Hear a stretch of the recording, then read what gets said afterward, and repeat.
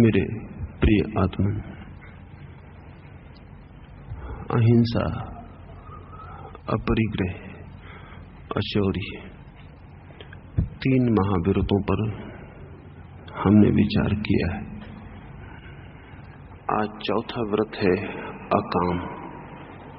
काम मनुष्य की सर्वाधिक महत्वपूर्ण ऊर्जा का नाम है। जिन 3 व्रतों की हमने बात की, उन सब के आधार में काम की शक्ति ही काम करती है। यदि काम सफल हो जाए तो परिग्रह बन जाता है। यदि काम स्वयं की हीनता से विफल हो जाए तो चोरी बन जाता है। यदि काम दूसरे के कारण से विफल हो जाए तो हिंसा बन जाता है। काम के मार्ग पर, कामना के मार्ग पर, इच्छा के मार्ग पर अगर कोई बाधा बनता हो तो काम हिंसक हो उठता है। अगर कोई बाधा न हो, भीतर की ही क्षमता बाधा बनती हो तो काम चोर हो जाता है। और अगर कोई बाधा न हो, भीतर की कोई अक्षमता न हो और काम सफल हो जाए तो परिग्रह बन जाता है। इस काम को गहरे से समझना जरूरी है। मनुष्य एक ऊर्जा है, एक एनर्जी है। इस जगत में ऊर्जा, एनर्जी के अतिरिक्त और कुछ भी नहीं है। समस्त जीवन एक ऊर्जा है।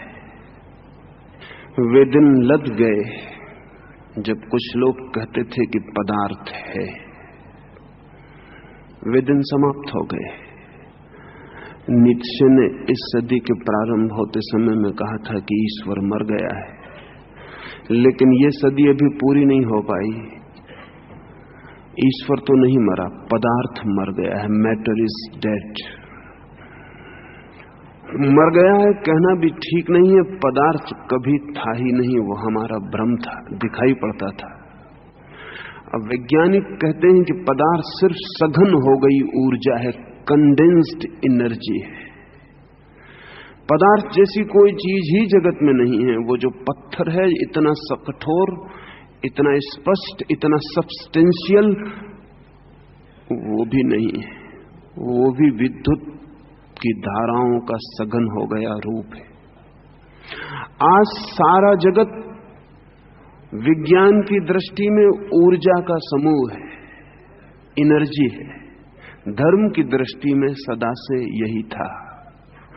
धर्म उस शक्ति को परमात्मा का नाम देता था, विज्ञान उस शक्ति को अभी एनर्जी, शक्ति मात्र ही कह रहा है। थोड़ा विज्ञान और आगे बढ़ेगा तो उसे एक भूल और टूट जाएगी। आज से 50 साल पहले विज्ञान कहता था पदार्थ ही सत्य है। आज विज्ञान कहता है शक्ति ही सत्य है। कल विज्ञान को कहना पड़ेगा कि चेतना ही सत्य है, कॉन्शसनेस ही सत्य है। जैसे विज्ञान को पता चला कि ऊर्जा का सघन रूप पदार्थ है, वैसे ही विज्ञान को आज नहीं कल पता चलेगा कि चेतना का सघन रूप एनर्जी है। ये जो ऊर्जा है जीवन की, प्रत्येक व्यक्ति भी इसी ऊर्जा का स्फुलिंग है, इसी ऊर्जा का एक छोटा सा रूप है। आप भी, मैं भी, सब। ये ऊर्जा, ये शक्ति अगर बाहर की तरफ बहे तो काम बन जाती है, वासना बन जाती है। और अगर भीतर की तरफ बहे तो अकाम बन जाती है, आत्मा बन जाती है। जो भेद है वो सिर्फ दिशा का है।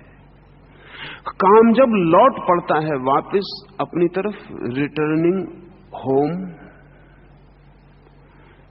वापस घर की तरफ जब कामना लौट पड़ती है तो अकाम बनता है, आत्मा बनती है। और जब काम ऊर्जा बाहर की तरफ बहती रहती है जीवन से, तो धीरे धीरे आदमी क्षीण, निर्बल, निस्तेज होता चला जाता है। और वो उसकी कामना से दुनिया में बहुत सी चीजें पा लेता है, लेकिन अपने को भर पाने से वंचित रह जाता है। जिसे हमें पाना है, शक्ति उसी की तरफ जानी चाहिए।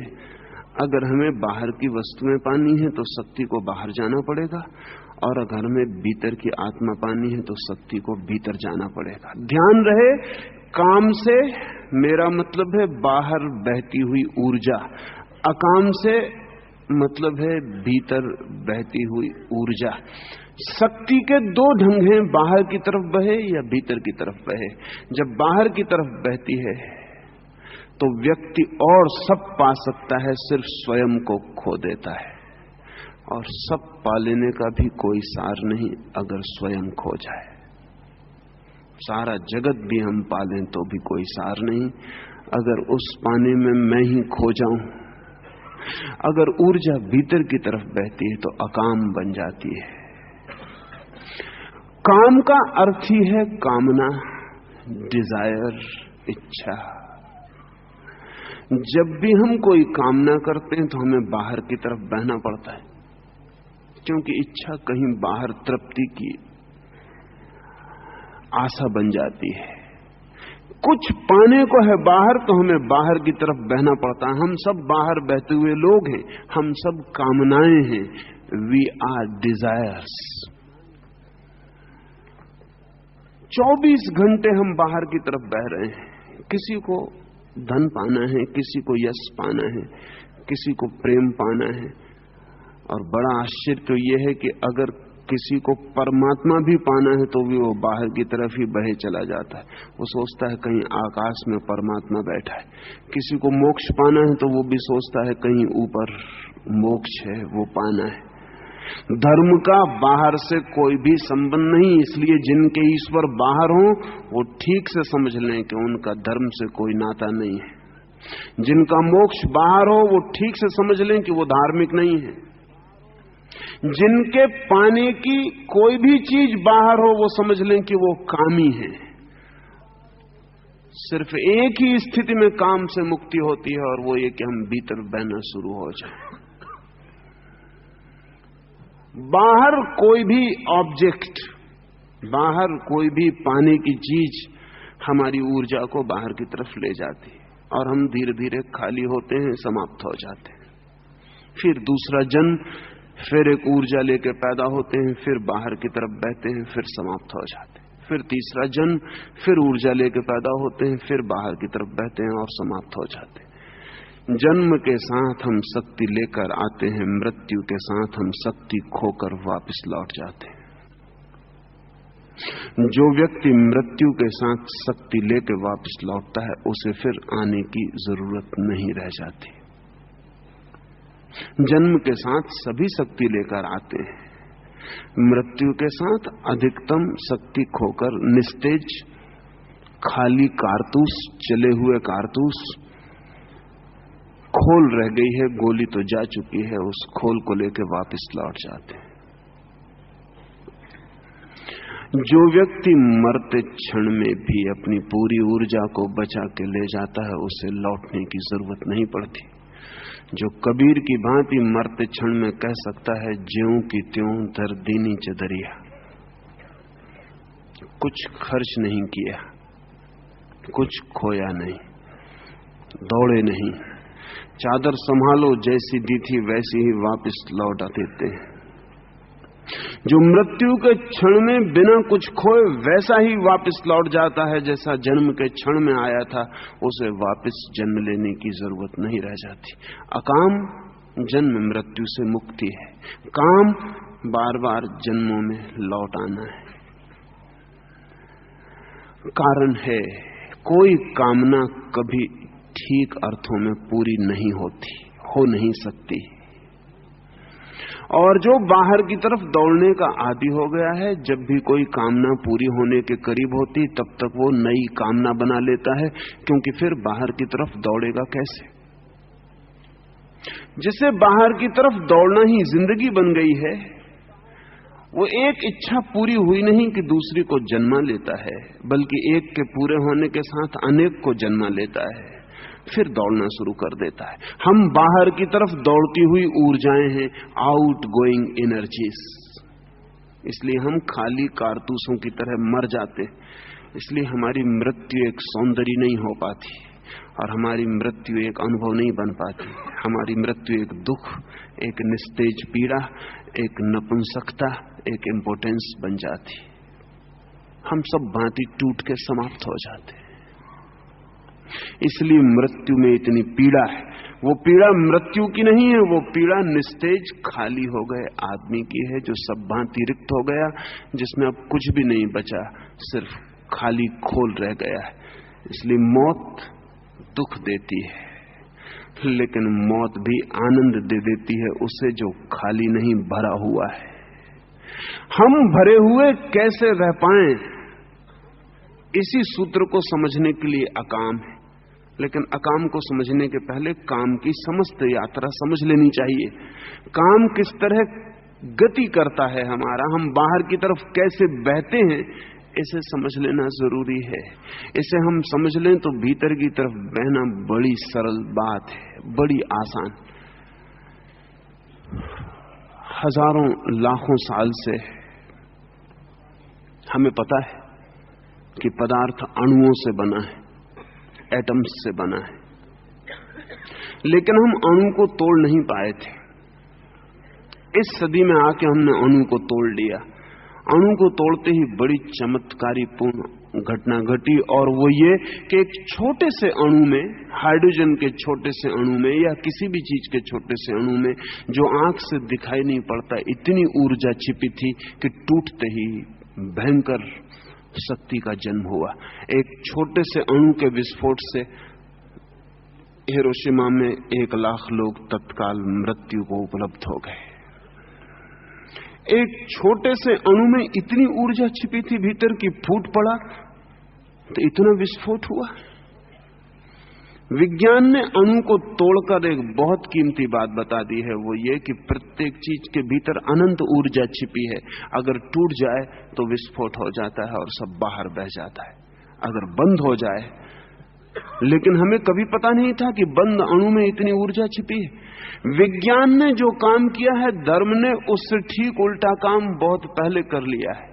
विज्ञान ने तोड़ा है अणु, धर्म ने जोड़ा था। इसलिए धर्म का नाम है योग। योग का अर्थ है जोड़। मनुष्य की चेतना भी एक अणु है, और उस अणु को अगर हम टूटा हुआ रहने दें तो उसमें से सब बह जाता है, अनंत ऊर्जा बह जाती। अगर वो अणु जुड़ जाए, बंद हो जाए, एनालिसिस नहीं, विश्लेषण नहीं, टूटे नहीं, सिंथेसिस हो जाए, संश्लिष्ट हो जाए, इंटीग्रेटेड हो जाए, बंद हो जाए, बिंदु बन जाए, अपने में बिंदु हो जाए, सब तरफ से बाहर खोना बंद हो जाए, तो अनंत ऊर्जा भीतर उपलब्ध हो जाती। इस अनंत ऊर्जा की अनुभूति अनंत परमात्मा की अनुभूति है। इस अनंत ऊर्जा का अनुभव अनंत आनंद का अनुभव है। इस अनंत ऊर्जा का अनुभव अनंत वीर्य का अनुभव है। इस अनंत ऊर्जा के अनुभव के बाद फिर कुछ अनुभव करने को शेष नहीं रह जाता है, सब अनुभव हो जाता है। लेकिन समझना चाहिए कि आदमी टूटा हुआ अणु है, चेतना का टूटा हुआ अणु है। उसमें छेद है, जैसे कोई छेद वाली बाल्टी से पानी भरता हो। पानी भरा हुआ दिखाई पड़ता है जब बाल्टी पानी में डूबी होती। जैसे ही पानी बाल्टी के बाहर निकली कि खाली होनी शुरू हो जाती। छेद हैं चारों तरफ, ऊपर तक आते आते सिर्फ पानी के गिरने का शोरगुल भर होता है, पानी आता नहीं, खाली बाल्टी वापस लौट आती। जन्म के क्षण में हम सब ऊर्जा से भरे हुए होते हैं। जब तक जन्म नहीं हुआ तब तक हम भरी बाल्टी होते हैं। जन्म के साथ ही बाल्टी ऊपर उठी कुएं से और गिरना शुरू हुआ। अगर ठीक से समझें तो जन्म के साथ ही हमारा मरना शुरू हो जाता है। हम में से कुछ रिक्त होना, खाली होना शुरू हो जाता है। हम फूटी बाल्टी की तरह खाली होने लगते हैं। जन्म का पहला क्षण मरने की शुरुआत है, खाली होना शुरू हो गया। इसलिए जन्म के पहले क्षण के बाद ही प्रत्येक व्यक्ति मरने के योग्य हो जाता है। कभी भी मर सकता है। अब ये बात दूसरी है कि योग्यता वो कब पूरी करेगा। फिर जीवन भर हम खाली खाली खाली होते चले जाते हैं। थोड़ा बहुत जो जिंदगी में हमें भरेपन का अनुभव होता है वो शायद सुबह जब हम रात के बाद उठते हैं तो थोड़ी देर को लगता है कि कुछ भरे हैं। रात भर में ऊर्जा थोड़ी सी संकलित हो पाती है, क्योंकि इंद्रियों के द्वार बंद हो जाते हैं, आंखें बंद हो जाती हैं, हाथ शिथिल पड़ जाते हैं, कान सुनते नहीं, ओंठ बोलते नहीं, नाक सूंघती नहीं, सब बंद हो जाता है, द्वार बंद हो जाते हैं। इसलिए सुबह एक ताजगी मालूम पड़ती है। वो ताजगी रात थोड़ी सी ऊर्जा के ठहर जाने के कारण पता चल रही। अगर कोई व्यक्ति अपनी पूरे जीवन की ऊर्जा को ठहरा ले तो वो जिस ताजगी का अनुभव करता है उसे हमें कोई भी पता नहीं, उसका हमें कोई पता नहीं हो सकता। अगर हम अपनी जिंदगी भर की सब सुबह की ताजगी को इकट्ठा जोड़ लें तो भी उससे कुछ पता नहीं चल सकता। अगर एक व्यक्ति की नींद खो जाए तो फिर जीना मुश्किल हो जाता है, क्योंकि वो जो रात थोड़ी ऊर्जा इकट्ठी करता है वो भी बंद हो गया। 15 दिन नींद खो जाए तो आदमी पागल हो जाए। 15 दिन भोजन न मिले चल सकता है, 15 दिन नींद न मिले कठिनाई है। अगर कोई बीमार है और सो ना सके तो चिकित्सक पहले फिक्र करता है कि बीमारी को पीछे देख लेंगे, पहले नींद आ जाए, क्योंकि जिस ऊर्जा से बीमारी को ठीक होना है वो संकलित होनी चाहिए, संग्रहित होनी चाहिए, इकट्ठी होनी चाहिए। हम सिर्फ ऊर्जा खो रहे हैं और काम ऊर्जा को खोने की विधि है। काम के बहुत रूप हैं, उसमें सर्वाधिक सघन रूप यौन है। इसलिए धीरे धीरे काम और यौन, काम और सेक्स पर्यायवाची बन गए। भोजन से ऊर्जा मिलती है, नींद से ऊर्जा बचती है, व्यायाम से ऊर्जा जगती है, फिर इस ऊर्जा को हम खर्च करते हैं। इस ऊर्जा का बहुत सा खर्च तो सिर्फ जीवन व्यवस्था में व्यय हो जाता है। इस ऊर्जा का बहुत सा खर्च तो ऊर्जा को कल भी हम पैदा कर सके इसमें खर्च हो जाता है। इस ऊर्जा का बहुत सा खर्च तो ऊर्जा भीतर जाके पैदा हो सके। जब आप भोजन लेते हैं भीतर तो बहुत बड़ा चमत्कार घटित होता है। आप साधारण मृत पदार्थ को भीतर ले जाते हैं और आपकी जीवन ऊर्जा उसे जीवंत बनाती है, नॉन ऑर्गेनिक को ऑर्गेनिक बनाती है, उसमें बहुत ऊर्जा व्यय होती है। भोजन ऊर्जा देता है, लेकिन भोजन को करने और भोजन को खून बनाने में ऊर्जा व्यय होती है। चलते हैं तो ऊर्जा व्यय होती है, बैठते हैं तो ऊर्जा व्यय होती है, सोते हैं तो सोने में भी ऊर्जा व्यय होती है, संग्रहित भी होती है। इस सारी प्रक्रिया, जीवन की सारी प्रक्रिया के बाद जो थोड़ी बहुत ऊर्जा आपके पास बचती है उसका आपने सिवाय काम को यौन में परिवर्तित करने के और कोई उपयोग नहीं किया है। उस ऊर्जा का आप सिर्फ सेक्स में उपयोग करते हैं। इसलिए ये समझ लेने जैसा है कि सब कुछ करके जो बचता है हमारे पास उसका हम क्या उपयोग कर रहे हैं।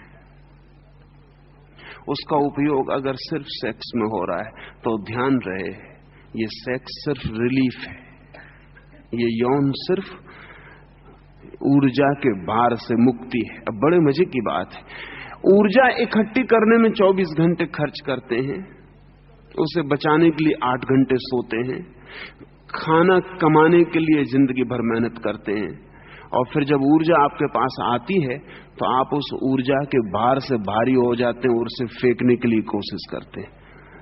ये वैसा ही है जैसे कोई व्यक्ति दिन भर धन कमाए और सांझ जाके नदी में फेंक आए, क्योंकि दिन भर धन कमाने के लिए पागल रहे, सांझ पाए कि धन थैली को बोझिल कर दिया है और अब बोझ बुरा मालूम पड़ता है तो बोझ से खाली हो ले और नदी में फेंका है। हम ऊर्जा इकट्ठी करते हैं, पहले ऊर्जा न हो तो उसका श्रम करते हैं, और जब ऊर्जा पास में आ जाए तो ऊर्जा बोझिल हो जाती, बर्डनसम हो जाती, चित्त पर भारी हो जाती, फिर उसको फेंकना पड़ता है।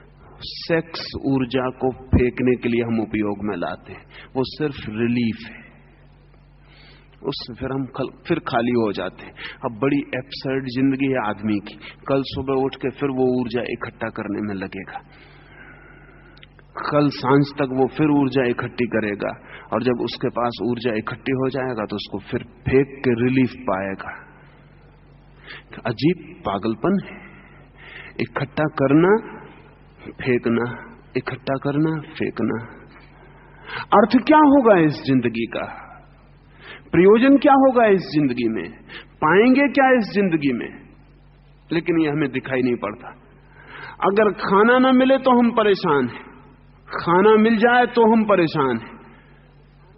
अगर शक्ति पास में ना हो तो हम दुर्बल हैं, शक्ति पास में हो जाए तो हम दुर्बल होने को फिर आतुर हैं। आदमी एक एब्सर्डिटी है। जैसा आदमी है वो बिल्कुल ही तर्कहीनता है। जैसा आदमी है उससे जैसे बुद्धि का कोई संबंध नहीं। जैसे कि कोई झरना सिर्फ इसीलिए सरोवर बन रहा हो कि जब बन जाए तो दीवारें टूट के और बह जाए, और जब दीवारें टूट जाएं तो फिर दीवारें बनाई जाएं, फिर झरना भरा जाए, फिर तोड़ा जाए। जिंदगी भर हम इकट्ठा करते और खोते। ये जिंदगी नहीं हो सकती, कहीं भूल हो रही है। ऊर्जा को इकट्ठा करना तो ठीक है, लेकिन खोने के लिए ही इकट्ठा करना बहुत बेमानी, बहुत मीनिंगलेस है। अगर कोई आदमी कहे कि मैं इसलिए जन्म लेता हूं कि मर जाऊं, तो हम कहेंगे कि पागल हो। अगर कोई आदमी कहे कि मैं इसीलिए इकट्ठा करता हूं कि खो दूं, तो हम कहेंगे तुम पागल हो। कोई आदमी कहे मैं इसीलिए मकान बनाता हूं कि गिरा दूं, तो हम कहेंगे तुम्हारा दिमाग ठीक नहीं। लेकिन हम सबकी खुद की क्या हालत है? जिंदगी में हम करते क्या हैं, क्या कर रहे हैं? हम जो भी इकट्ठा करते हैं खोने के लिए इकट्ठा करते हैं। लेकिन शायद हमने कभी इस तरह सोचा नहीं कि हम जो भी इकट्ठा करते हैं वो खोने के लिए इकट्ठा करते हैं। इसलिए साधु सन्यासी हमसे उल्टा काम शुरू करते हैं, वो इकट्ठा करना कम कर देते हैं जिसमें कि खोने के लिए मौका न रह जाए। लेकिन उससे कोई फर्क नहीं पड़ता। एक आदमी 2 पैसे कमाता है, सांझ नदी में फेंक आता है। दूसरा आदमी इस डर से कि सांझ नदी में फेंकने से बच सकूं कमाता ही नहीं। लेकिन सांझ को दोनों एक से दरिद्र होते हैं। फेंकने वाला भी के पास 2 पैसे नहीं होते, जिसने कमाया नहीं हो उसके पास भी 2 पैसे नहीं होते। ये दोनों दीन होते। आप जिस जिस ढंग से ऊर्जा कमाते हैं और काम में व्यय कर देते हैं, यौन में व्यय कर देते हैं, सन्यासी डर के ऊर्जा कमाना बंद कर देता, उपवास करता है, खाना कम खाता है,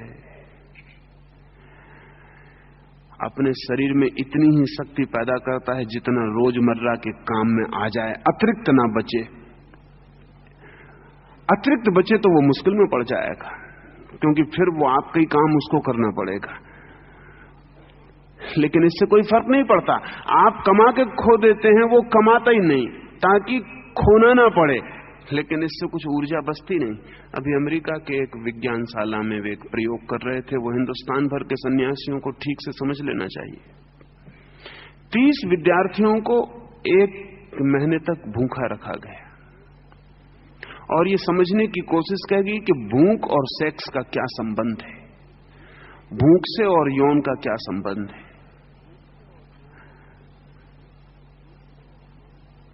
बड़े अद्भुत परिणाम हुए। पहले 7 दिनों में जब उन्हें भूखा रखा गया तो उनकी यौन प्रवृत्ति तीव्र हो गई, उनकी सेक्सुअलिटी बढ़ गई। लेकिन 7 दिन के बाद फिर उनकी यौन प्रवृत्ति कम होती चली गई। 15वें दिन उनके सामने नंगे चित्र भी रखे जाएं स्त्रियों के तो वे उत्सुक ना रहे। किसी भी तरह उनको भड़काया जाए वो को रस न लें। 30 दिन पूरे होते होते उन 30 युवकों में किसी तरह की काम वासना नहीं रह गई, किसी तरह का यौन नहीं रह सकता। वे बिल्कुल ठंडे, कोल्ड हो गए, फ्रोजन, जम गए बिल्कुल। उनको हिलाने का कोई उपाय ना रहा, सेक्स जैसे विदा हो गया। फिर उनको भोजन दिया गया। 7 दिन में फिर वापस लौटना शुरू हो गए। 15 दिन तक वो अपनी जगह वापस लौट गए जहां थे।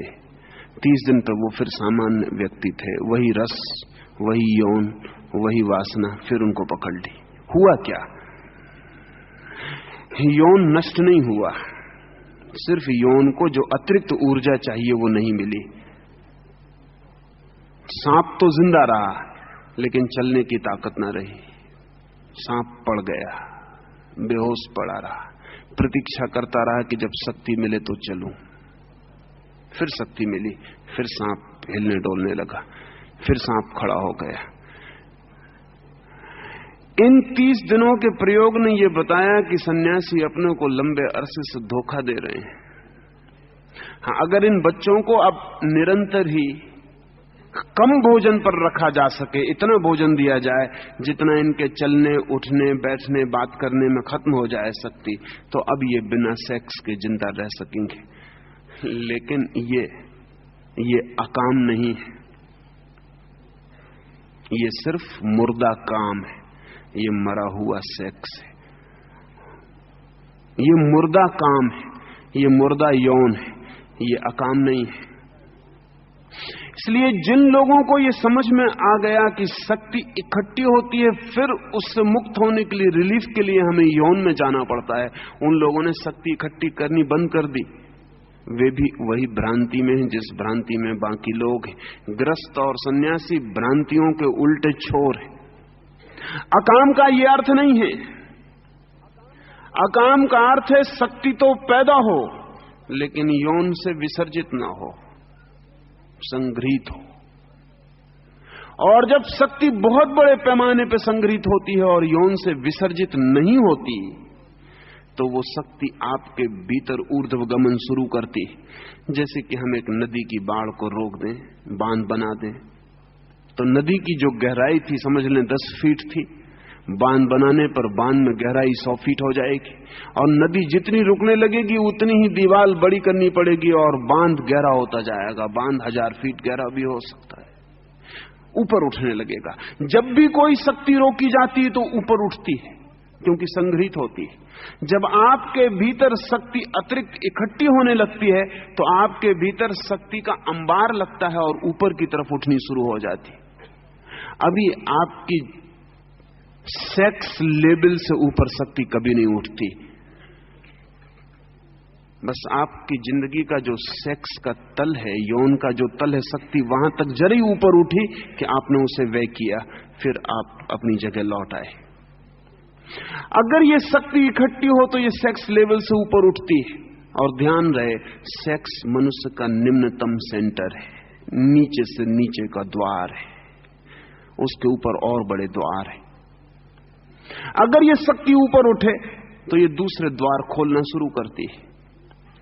समझ लें कि मनुष्य के भीतर सेक्स जैसे 6 द्वार और हैं, और एक एक द्वार पर आती है तो आनंद की गति बढ़ती है और आप हैरान होते हैं। जब सेक्स से ऊपर उठ के दूसरे चक्र पर शक्ति आती है तो आप हैरान होते हैं कि मैं कैसा पागल था, मैं शक्ति को कहां खो रहा था। यहां खोऊं तो बहुत आनंद आता है, उससे बहुत ज्यादा आता है जो पहले केंद्र पर आ रहा था। जैसे कोई आदमी खदान खोद रहा है, उसे कंकड़ पत्थर मिल जाते हैं, वो उन्हीं को रंगीन कंकड़ पत्थरों को लेके घर आ जाता है। फिर उससे कोई कहता है कि पागल, ये तो रंगीन कंकड़ पत्थर है, थोड़ा और खोद। वो थोड़ा और खोदता है और उसे तांबा मिल जाता है। वो घर लौट आता है, बाजार में कुछ पैसे उसे तांबे के मिल जाते हैं, लेकिन कोई उससे कहता है कि पागल थोड़ा और खोद, और वो खोदता चला जाता है और चांदी मिलती है और सोना मिलता है और हीरे जवाहरात मिलते हैं, और वो खोदता चला जाता है। हम व्यक्तित्व की पहली परत पर जी रहे हैं, सेक्स की परत पर, जहां की कंकड़ पत्थर से ज्यादा कुछ नहीं मिल सकता। अगर वहां से ऊर्जा इकट्ठी हो और थोड़ी आगे बढ़े तो दूसरा चक्र खुलना शुरू होता है, जहां की सुख के तल बदल जाते हैं। और ध्यान रहे, सेक्स के तल पर दूसरे को होना जरूरी है हमारे सुख के लिए। दूसरे चक्र पर दूसरे का होना जरूरी नहीं, हम अकेले काफी हो जाते हैं और व्यक्ति मुक्त होने लगता है। 7वें चक्र पर जब ऊर्जा पहुंचती है, आपके मस्तिष्क तक जब ऊर्जा पहुंच जाती है, जब आपकी शक्ति इतनी भर जाती है कि सेक्स सेंटर और सहस्त्रार के बीच दोनों में शक्ति प्रवाहित होने लगती है, तो कोई उसे कुंडलनी कहे, कोई उसे कोई और नाम दे, इससे कोई फर्क नहीं पड़ता। जिस दिन आपकी ऊर्जा इतनी इकट्ठी है कि आपके मस्तिष्क के चक्रों को भी चलाने लगती है, उस दिन आप पहली बार आत्मज्ञान को उपलब्ध होते हैं, ब्रह्म को उपलब्ध होते हैं। उस दिन आप जानते हैं कि कहां पहुंच गया। लेकिन हम पहले ही चक्र पर खो जाते हैं जिंदगी को। वो हमारा छिद्र सब कुछ विदा करवा देता है। लेकिन इसका क्या मतलब है? इसका मैं ये कह रहा हूं कि आप सेक्स को दबाएं, रोकें। अगर आपने दबाया और रोका तो आप कभी भी ना रोक पाएंगे, क्योंकि शक्ति का एक नियम है कि दबाई गई शक्ति विद्रोही हो जाती है। और जिस शक्ति को जितने जोर से दबाया जाता है वो उतने जोर से रिपेल करती और रिएक्ट करती है। किसी शक्ति को भी दबाया नहीं जा सकता। शक्ति को सिर्फ मार्ग दिए जा सकते हैं। दो ढंग है। शक्ति को नया मार्ग दें तो शक्ति उससे प्रवाहित होने लगती है, या शक्ति का पुराना मार्ग रोकें तो शक्ति उसी मार्ग पर जोर से चोट करने लगती। तो जो लोग भी सेक्स से लड़ेंगे वो जिंदगी भर के लिए कामुक रह जाए, वो कभी काम के बाहर नहीं जा सकते। सेक्स से लड़के कभी कोई व्यक्ति ऊपर के चक्रों तक नहीं पहुंचा है, जीवन की ऊंचाइयां नहीं छुई हैं। हां, जीवन के ऊपर के चक्रों को गतिमान करके कोई व्यक्ति जरूर सेक्स से मुक्त हो गया है। ब्रह्मचर्य सेक्स से लड़ाई नहीं है। ब्रह्मचर्य सेक्स से ऊंचे केंद्रों का सक्रिय हो जाना है।